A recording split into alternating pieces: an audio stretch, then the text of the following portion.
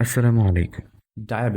Diabetes একটি chronic রোগ যেখানে শরীরে ইনসুলিনের কার্যকারিতা কমে যায় বা শরীর সঠিকভাবে ইনসুলিন ব্যবহার করতে পারে না। ডায়াবেটিস নিয়ন্ত্রণে রাখার জন্য সঠিক খাদ্যাভ্যাস খুবই গুরুত্বপূর্ণ। এখানে কিছু খাবারের কথা বলা হলো যা ডায়াবেটিসের জন্য খুবই উপকারী হতে পারে। তাহলে চলুন শুরু করা যাক।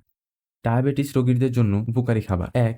শস্য ও শস্যজাতীয় খাবার যেমন ওটস, ব্রাউন রাইস এবং গমের রুটি। হোলগ্রেন বা পূর্ণ শস্য জাতীয় খাবারগুলো ধীরে ধীরে রক্তে শর্করা মুক্তি দেয়, ফলে রক্তে সুগারের মাত্রা স্থিতিশীল থাকে।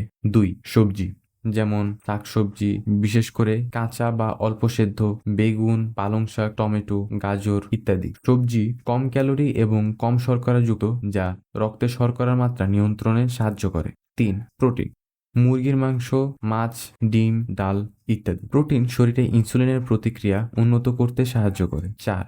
ফল যেমন আপেল, পেয়ারা, কমলা ইত্যাদি। তবে ফল সঠিক পরিমাণে খাওয়া উচিত, কারণ কিছু ফল বেশি শর্করা ধারণ করে। ৫. গরু বা মুরগির মাংসের তেল ছাড়া রান্না করা। অল্প তেলে বা গ্রিল করে মাংস রান্না করা উচিত। এতক্ষণ আমরা আলোচনা করলাম কিছু নির্দিষ্ট খাবার সম্পর্কে, যেগুলো নির্দিষ্ট নিয়ম অনুযায়ী খেলে শরীরে ডায়াবেটিসের মাত্রা নিয়ন্ত্রণে রাখা যেতে পারে। এবার আমরা আলোচনা করব এমন কিছু খাবার সম্পর্কে যেগুলো ডায়াবেটিস পেশেন্টদের জন্য এড়িয়ে চলা উচিত। ১. শর্করা ও উচ্চ গ্লাইসেমিক খাবার: সাদা রুটি, পাস্তা, কেক, পিঠা এবং চিনিযুক্ত পানীয়।